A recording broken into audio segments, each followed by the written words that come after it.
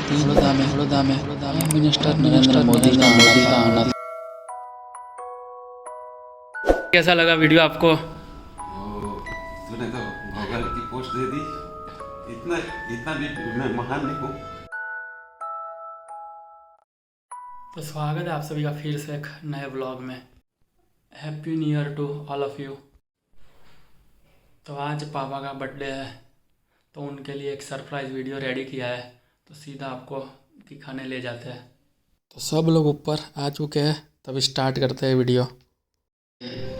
मेरे पापा की लाइफ भी बहुत ही सिंपल है।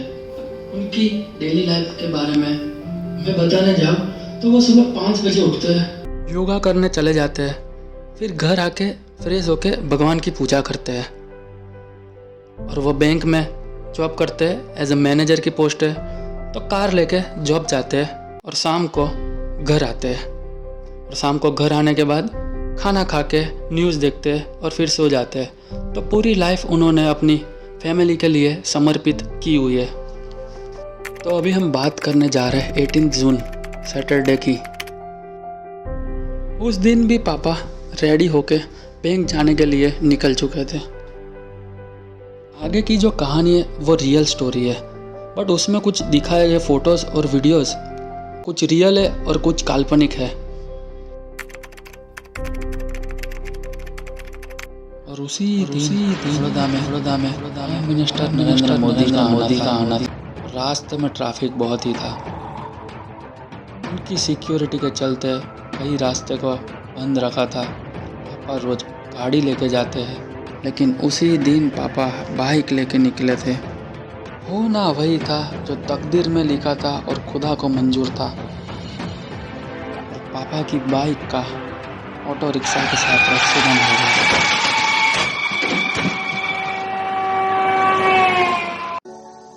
और एक्सीडेंट के बाद बाइक की हालत कुछ ऐसी हो गई थी और बहुत सारी भीड़ उधर इकट्ठी हो गई थी। तो इनमें से किसी ने एम्बुलेंस को कॉल किया और किसी ने हमको कॉल करके बताया। एम्बुलेंस पापा को लेके अस्पताल की ओर रवाना हो चुकी थी और हम भी घर से अस्पताल की ओर आ रहे थे। अस्पताल पहुंचने के बाद पापा को डॉक्टर लोगों ने प्राइमरी ट्रीटमेंट स्टार्ट कर दी थी, क्योंकि बाइक के साइड मिरर के कांच उनके सिर में लग गए थे और राइट हैंड की जो फर्स्ट फिंगर थी वो पूरी कट हो चुकी थी और पल्स भी नहीं आ रहे थे। और अच्छी बात ये थी कि पापा उस टाइम पे अनकॉन्शियस नहीं थे, लेकिन उनको पता था कि ये फिंगर कट हो चुकी है। और उनसे ज़्यादा उस फिंगर का इम्पोर्टेंट किसे पता होगा कि पापा बैंक में जॉब करते हैं और वही फिंगर से लिखते और टाइप करते हैं। तो डॉक्टर ने बाहर आके बताया कि उंगली में पल्स आ नहीं रहे और सिर में कांच घुस गए, तो पहले आपको MRI करवाना पड़ेगा। और ये बताया कि हड्डियाँ टूटी होगी किसी भी बॉडी पार्ट की तो वो रिपेयर हो जाएगी, लेकिन सिर में कुछ सीरियस इंजरी होगी तो तुरंत आपको ट्रीटमेंट करवानी पड़ेगी। तो थोड़े टाइम के बाद अंदर से डॉक्टर आए और सीधा बोलने लगे कि पल्स आ रहे हैं।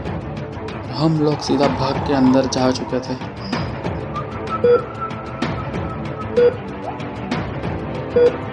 पापा को लेके हम सीधा MRI करवाने के लिए निकल गए थे। और भगवान से उस टाइम पे बस यही प्रार्थना थी कि MRI अगर नॉर्मल आ गया तो दूसरे ही दिन पापा का ऑपरेशन हो जाएगा। लेकिन अगर ब्रेन में कुछ इंजरी आ गई MRI के रिपोर्ट के बाद तो फिर बहुत ही सीरियस मैटर हो जाएगी हमारे लिए। फिंगर्स को क्रॉस करके खड़े थे उस टाइम पे हम, और पापा को MRI मशीन के अंदर ले जा रहे थे ये लोग। और बस यही दुआ थी, यही प्रे थी गॉड से कि बस ये नॉर्मल आ जाए। अगर MRI नॉर्मल होगा तो डॉक्टर ने हमको बताया था कि बॉडी की कुछ भी हड्डियाँ टूटी होगी तो उसका ऑपरेशन से ठीक हो जाएगा। बस तो अभी MRI रिपोर्ट का वेट कर रहे थे। भगवान भी उस टाइम पे हमारे साथ थे। MRI का रिपोर्ट नॉर्मल आया तो कल पापा का ऑपरेशन होने वाला था। इतनी सारी चोटें सिर में लगने के बाद भी MRI नॉर्मल आया तो एक चमत्कार ही है। और अगले दिन सुबह पापा का ऑपरेशन था और स्ट्रेचर रेडी हो चुका था और पापा को ऑपरेशन के लिए ले जा रहे थे और डॉक्टर ने बताया था 1 घंटे का ऑपरेशन है। 2 घंटे के बाद भी पापा का ऑपरेशन ख़त्म नहीं हुआ था और हम सीधा नीचे दूसरे डॉक्टर से मिलने चले गए थे। तब उन्होंने बताया था कि ऑपरेशन बहुत ही क्रिटिकल है क्योंकि बहुत ही सारी जगह पे चोट लगी थी और फ्रैक्चर भी था। उंगली पूरी कट चुकी थी तो उसको रिपेयर करना मुश्किल था, तो उसमें स्टैंड फिट किया था और फोरआर्म्स पे भी फ्रैक्चर था तो उसको भी रिपेयर करना था। और फाइनली 4 घंटे बाद पापा का ऑपरेशन ख़त्म हुआ और वापस वो रूम में आ चुके थे। और इतना कुछ होने के बाद भी पापा बहुत ही पॉजिटिव और स्ट्रॉन्ग थे और मैच उनकी फेवरेट है, तो हॉस्पिटल में भी मैच देख रहे थे। और इतने सब प्रॉब्लम्स के बाद, इंजरीज के बाद आज पापा एकदम पहले जैसे ठीक हो चुके हैं और अपने काम खुद कर सकते हैं। और ये 2 लाइन मैंने पापा के लिए लिखी है। मुसीबतें तो उन पे भी आती होगी, आज तक बताया कभी नहीं। मुसीबतें तो उन पे भी आती होगी, आज तक बताया कभी नहीं। है तो वो भी एक साधारण इंसान, लेकिन भगवान से कम नहीं। ये वीडियो बनाने का और पापा को दिखाने का मकसद सिर्फ एक ही था कि इतनी सारी मुसीबतें आने के बाद भी पापा ने कभी हार नहीं मानी और ना ही हिम्मत हारे थे वो। और आज वापस से अपने काम में लग गए और जॉब पे भी जाने लगे हैं। और आज उनका बर्थडे है, तो happy birthday to dear papa, we love you.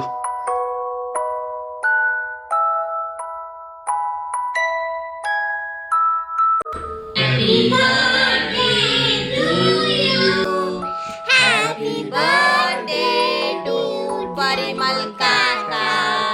Happy birthday to you. Happy birthday Parimal Kaka. Happy birthday Parimal भाई, हैप्पी बर्थडे परिमल भाई। Happy birthday Parimal bhai. Happy birthday Parimal bhai. Hi, happy birthday. Many many happy return of the day. Happy birthday dear Parimal Kumar. जन्मदिवस ने खूब खूब बधाई, खूब खूब बधाई। सबसे पहले मैं अभी विश करना जा रहा हूँ पापा को, सुबह से किया नहीं था। Happy birthday. और कैसा लगा वीडियो आपको? तूने तो गूगल की पोस्ट दे दी। इतना इतना भी मैं महान नहीं हूँ, एक सिंपल आदमी हो और बच्चों के लिए सब लोग करते हैं, माँ बाप। हमने तो इतना कुछ किया ही नहीं आज तक, लेकिन 2 साल से मुझे लगता है कि जो ऋषभ कर रहा है वो कोई भी नहीं कर सकता है। तो मैंने तो देखा है, मेरे माँ बाप की जो सेवा की वो मैं खुद नहीं कर सकता।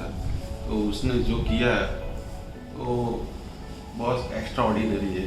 तो मेरे लिए वो बच्चा है, लेकिन वो भी मेरे लिए भगवान जैसे ही है। और तरक्की करे भगवान उसको आगे। चलो हैप्पी बर्थडे, हंसी लो। चलो थैंक यू। अभी मम्मी से पूछते हैं कैसा लगा। बहुत अच्छा, आपकी बर्थडे से ज़्यादा अच्छा था ये वीडियो। अच्छा था, बहुत अच्छा। अभी बा से पूछते हैं क्यों लाएगा वीडियो, खबर पड़ी कई वीडियो में શું હતું? પરિમલની કીધું, પછી બધાને આગળ પાછળનું બધું મૂકીને પછી પરિવારનું લાવ્યો. Happy birthday.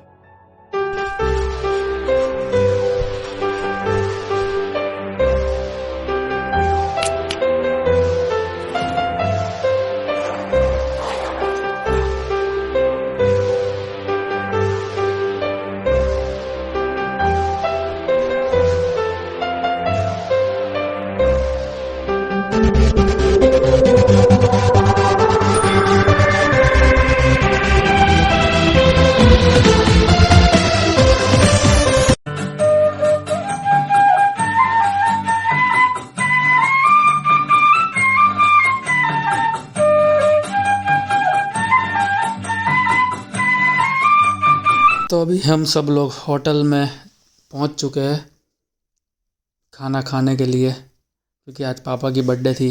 तो और इसी के साथ व्लॉग को समाप्त करते हैं। वीडियो अच्छा लगा हो तो लाइक, कमेंट और शेयर ज़रूर कर देना और चैनल को सब्सक्राइब करना मत भूलना। मिलते हैं फिर नए व्लॉग के साथ। बाय।